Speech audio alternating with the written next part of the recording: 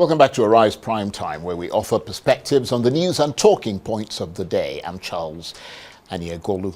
Now, if you ask members of the new ADC Coalition, they'll say that 2025 will perhaps be the great turning point in the political story of this country, because as they see it, it was the year that some from the rather wobbly opposition and some ruling party members came together in the ADC Coalition as a reasonably united force that's focused on defeating the APC's rulers in 2027 and changing the course of Nigeria's political history. But everyone's still waiting for the expression of exactly how they intend to do this. The public declaration of their policies and aims is yet to be made, even as they insist that it's early days, with the official campaign season still reasonably far off.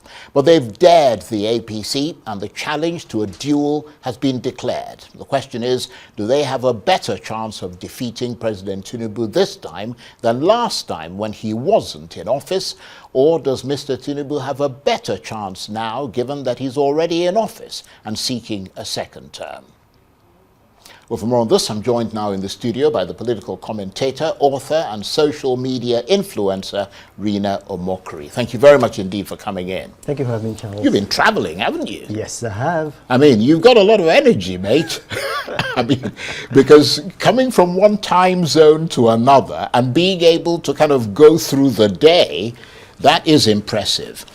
Well, let's start with the news of the former secretary to the government. I think you were at that book launch today. I wasn't, but I saw that. I saw what he said. Yeah, Boss Mustafa saying today at the book launch of Garba Shehu, President Buhari's former spokesman, that the notion that Tinubu was the force that helped Buhari win the presidential election in 2015 is false. He says that Buhari brought 12 million votes and collectively the other parties in the APC coalition contributed just over 3 million votes. What's your reaction to that? Well, Boss Mustafa was just being silly, and we have people like that who are trying to cause friction between President Buhari and President Tinubu. Look, President Buhari had a captive vote of 12 million. He's always had that since 2003. What did he do for him? He lost in 2003. He lost in 2007. He lost in 2011. He was only able to win when something from the south was added to his captive 12 million votes. Look, the way the Nigerian Federation has been structured, right from the Constituent Assembly of the General Obasanjo military area, is such that no tribal lord can ever become president of Nigeria. And it's being done deliberately. So you can have all of the votes that you have in your captive area. If you do not get other votes outside your geopolitical zone, you're not going to become president. And he needed Bola Tinubu. Without Bola Tinubu, Nigeria's history would have not been the same. President Jonathan would have won that election, and General Buhari would have just been a little, just a tiny dot, like he likes to say about the southeast, in a dot, in a circle. Well, let's move on from that, because there are a lot of things, I mean, I'd love to talk to you about. It's not often that we get you sitting in the studio. We don't know yet, for example, much about this ADC coalition. There's no clear... Even they don't know much about their coalition. Well, there's no clear documentary reference to it yet and what it actually stands for. So a lot of conjecture and inference at the moment. Given that, what are your thoughts on what we know so far? Well, what we know is that this is a party built on grudge against Bola Tinubu. I mean, if you look at what they said, this is an anti-Tinubu coalition. That's what I'm quoting them. So it's not a pro-Nigeria coalition, it's an anti-Tinubu coalition. I mean, how can that stand when you're coming together based on enmity? It cannot work. So you need to come together based on principles. Parties are built on ideology, on principles. Parties are not built on hate. Look, Peter Obi was asked the question, what party are you? And then he stammered and said, oh, he's in Labour Party. But how can you be in Labour Party and still be in ADC? Look, they don't have any governor. The senators that they have are fringe senators who are just one leg in their party and one leg out of their party. So how can they say that they are a party? They're just a ragtag coalition. And the condition of that coalition is confusion. But broadly speaking, Reno, in terms of stylistics and focus, I mean, we can authoritatively say that, like the APC, when it came into being just over a decade ago, the aim of the ADC coalition is to remove the president and his APC party from power. I mean, you don't need any particular illumination to figure that out? The ADC is nothing like the APC. When the APC came into power, the APC had governors. They had about 12 of them immediately. They had governors. They had a sitting member of the House of Reps, a speaker. They had senators. They had powerful individuals. This party doesn't have that. Look, the main talkative in this party is a guy called Nasir El-Rufai. I know him. He was my client when I was a political consultant. I ran a political consulting firm. And guess what? He submitted his name to be a minister under the Tinubu administration. He went to the National Assembly to defend it. He's not denying that. Yeah, well, he did deny that actually. No, that's not factual. He actually denied that. He said that he never wanted to be a minister. He said he was asked to become a minister, and obviously he then went through the motions. He went to the National Assembly, he gave glowing speeches, he tried to be a minister, and he was rejected by the National Assembly. Only then did he now remember that Tinubu is a bad person. That's sour grapes. Now, let's talk about Peter Obi. Peter Obi is having problems in the Labour Party. He doesn't know if he has the clout to pull off what he pulled off in 2023. So he's looking for an alternative route. And so he's now putting one leg in the ADC, but he's not even sure. He says that he's still a member of the Labour Party. Now, let's talk about the People's Democratic Party. Let's talk about those members of the People's Democratic Party who are coming into the ADC. How many of them control their states? None of them control their states. None of them. As a matter of fact, this guy, Nasir El-Rufai, his own son was at the venue where President Bola Tinubu was endorsed for a second term, and the boy was shouting enthusiastically. If you cannot convince your own first son to support you, how do you think you can convince Nigerians? Yeah, but to be fair, I mean, you know, this may not be for you, but there are many who might be encouraged and even inspired by the fact that heavyweights like Atiku Abubakar, Peter Obi, two of Tinubu's biggest challengers in the last election, being the face of this coalition, in addition, of course, to the likes of, as you mentioned, Nasir El-Rufai, Rotimi Amechi, David Mark, Rauf Arebesola, Uche Secondus, etc. Well, one thing that these people all have in common is that they all lost in 2023. All of them, all the names that you mentioned, they all lost in 2023. Yeah, but so what if they lost? Yeah, so if you form a... I mean, many of them don't even believe they lost. Can I answer your question? If you form a losers convention, so, I mean, why should I be afraid of you?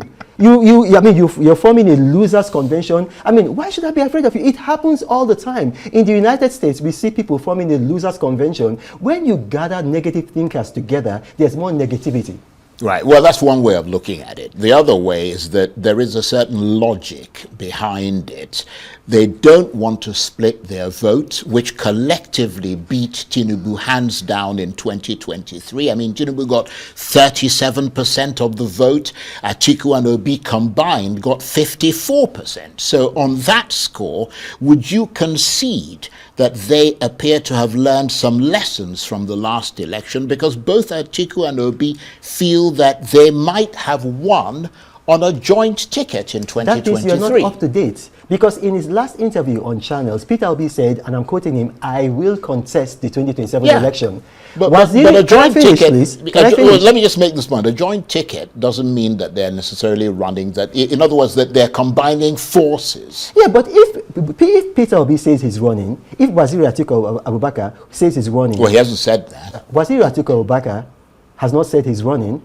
Oh, please. Anyway, but let me just finish now. So if Peter Obi says that he's going to run, if we are seeing from every indication that Waziri Atiku Abubakar wants to run, if we are seeing Amechi submitting a proposal to the ADC officially for a one-term presidency, I mean, who have you seen any coalition there? There's no coalition. What you're just seeing is egos, different egos. The man, Peter Obi, is based on what has happened in the past. Is very unlikely to get the ticket of the ADC, because if you see what's happening with the ADC, he doesn't have that clout within the ADC.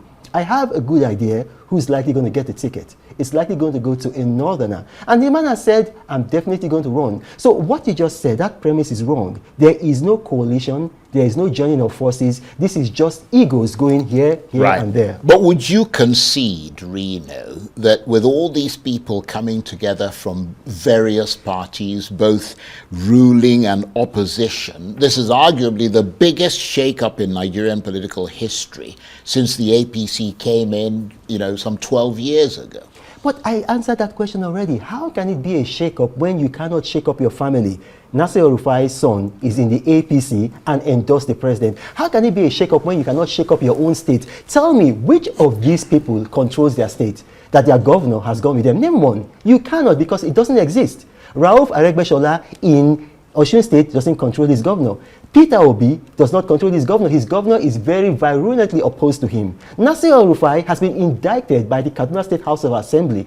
So which of them? I'm never going to but speak. Peter Obi still won the state. Well, and won a lot of other states. Yeah, he won the state. In spite of not controlling those states, as you put it. Yeah, but... And I mean, the suggestion from you is that if you have a governor, in other words, you almost seem to, without putting words into your mouth, hearken back to the old way of doing politics in Nigeria, that the governor is the person who clamps down on the voting capacity of the state. I mean, when people are free to cast their votes for whoever they want to vote for. Now, we're talking about two different things. We're talking about the general election, we're talking about the primary. Now, we're talking about who is going to get the ticket. Because if Peter Obi does not get the ticket of the ADC, he's going to run under the LP because he has said... Well, he's going to run under another party, well, but we don't know yet. Because he has said that he is a member of the Labour Party. So the logical thing to do is to run on the Labour Party. So we're talking about, let's put first things first. We're talking about getting the primary ticket. So we are not seeing any of them controlling their governors, controlling their states. So these are just malcontents. These are disgruntled people. These are losers coming together, like I said, to form a losers convention. Okay, let me put it another way. Given the fact that we've seen the two main opposition parties, Labour and the PDP, severely weakened by internal divisions, would you say that the arrival of the ADC coalition at this point is crucial for strengthening Nigeria's democracy? Because you need a strong opposition to sustain democracy, and Nigeria seemed to be heading inexorably towards a one-party state. And then look at that. You say Nigeria heading towards a one-party state. I said it seemed to be heading. Yeah, but you're saying that Nigeria seems to be heading towards a one-party state. Why are you saying that? Because more people are joining the APC because of the performance of President Bola Tinubu. Well, I don't think it's because of the performance of President. This is nothing personal. I'm just an observer. That's your opinion. And certainly my observation is not that it's because of the performance of President that's Tinubu. your opinion. Because if you look at the performance of President Bola Tinubu, for the first time, Nigeria has a $14.1 billion trade surplus. It has never happened before. Nigeria has a 3.84, economy is growing at 3.84%, the GDP.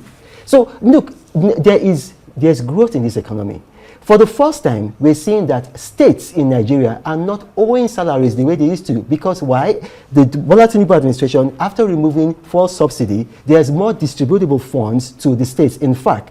So states are getting at least double what they used to get under Buhari. So that is performance, whether you like it or not. Your opinion doesn't matter. It's not about my opinion. Yeah. I try not to express opinions. I try to make analytical assessments. And so if you're making an analytical assessment, I just gave you points to note. Our debt has gone down from 113 billion to 97 billion. Our GDP is growing at 3.84. We had 2 recessions under Buhari. We are seeing growth under Tinubu. Look, well, I mean, it's the same party. It doesn't matter. It's the same APC it doesn't party. matter. So telling me about Buhari, it's the same group. APC, it's the same party. APC was not a party. Well, you were just arguing that he brought Buhari into office. Yes, but APC is not a party. APC is a coalition. That's why APC is a party. No, it's a party that was formed by different parties. Can I explain to you better? APC is a coalition. It is not a party. There were legacy parties built on ideology that formed the APC.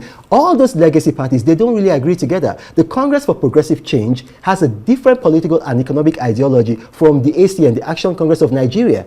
So Ideologically speaking. So why are they together? Yeah, that's why it's called a coalition. It happens in England. I schooled in England, you schooled in England. We have It's an ADC party. It's a coalition. That's what it's called. It's a coalition. Now, the ideology behind Bola Tinubu is not the same ideology behind Buhari. And we are seeing progress with Bola Tinubu. Well, they don't have any ideology. They have visions, they have philosophies, but they don't have ideology. No, that's not true. Bola Tinubu has ideology, and that ideology has remained consistent since 1989 when he was in the Social Democratic Party. That's why it is very difficult for you to make a distinction between Bola Tinubu and Waziri Atiku Abubakar, because they have the same political ideology. They are both SDP people. And don't forget that this Waziri Atiku Abubakar was the presidential candidate of the Action Congress of Nigeria, Bola Tinubu's legacy party that became a member of the coalition. Indeed. Before we go, let's talk a little bit about you. What do you actually do now? I know we've introduced you as a political commentator, social media influencer, author. Is that what puts food on the table, or do you have a secret job that you do in the UK in the wee hours sort of the morning, a sort of 9 to 5 job, or you don't do that kind of grunt work? I have the most paid subscribers of anybody in Africa. Nobody on the continent of Africa has more paid subscribers than me on X, which is formerly Twitter. So you're a social media influencer. Please? Can I finish? I just needed to be clear. If you interject, I can't be clear. No, so okay. go ahead. So even if I don't do anything, if I just sleep and wake up, today, I'm earning something like maybe close to $1,000, even if I just sleep and wake up. That's why I have the luxury. Well, I'd like to be you. Oh, well, that's why I have the luxury to travel all around the world. This year, how many countries have I been to? I've been to 18 countries. Tomorrow, I'm going back to California. From California, I'm going to Ethiopia. From Ethiopia, I'm going to Seychelles. That's why that's why I can say the truth to anybody, because I have a consistent legal income flow, and nobody can muzzle me. Indeed. And what about the reports that you're about to be made an ambassador by the Tinubu government? Is that a fact, or is that shrouded in mystery? I don't know anything about that. I deal in facts. I don't deal in reports or rumors.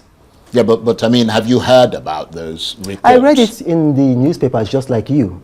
I read it just like you. Reno, it's great to see you. Oh, Charles, great to see you in person, rather than all this internet business from London. And just before I go, I really want to encourage Nigerians, please dress in made in Nigeria apparel. Everything I'm wearing from head to toe is made in Nigeria. That's the only way we're going to build our economy. Well, tell that to the government, because they're driving around in foreign cars. You see what I mean?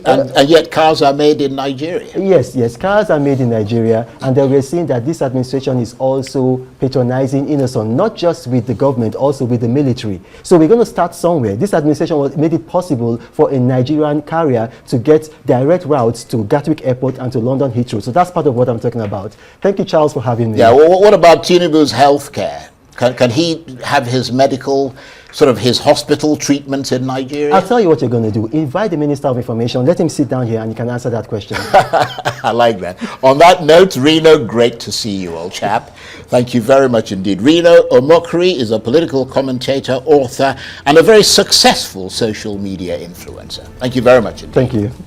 That's it for this edition of Arise Primetime. Join us again tomorrow. From me and the entire team here in Abuja, bye-bye, and thank you for watching.